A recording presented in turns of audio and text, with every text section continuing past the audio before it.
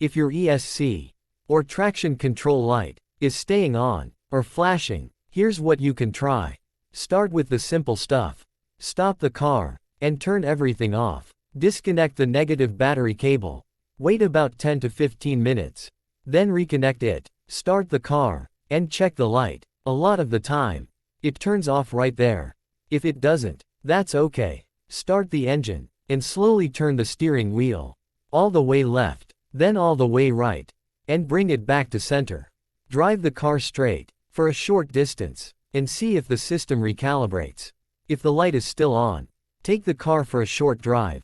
Keep a steady speed, make a few normal turns, and brake gently. Sometimes the system resets on its own. Now, check your tire pressure. Make sure all 4 tires are properly inflated and the same size. Uneven tires can confuse the stability system and trigger the warning light.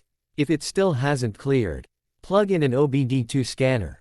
Scan for ESC or ABS fault codes and clear them. Start the car again and check the dash. If the light comes back, that usually means there's a sensor or system issue that needs attention. If your ESC or traction control light stays on, your car may not handle properly.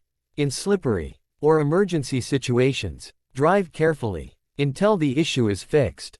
If this video helped you, hit like and subscribe for more real mechanic tips.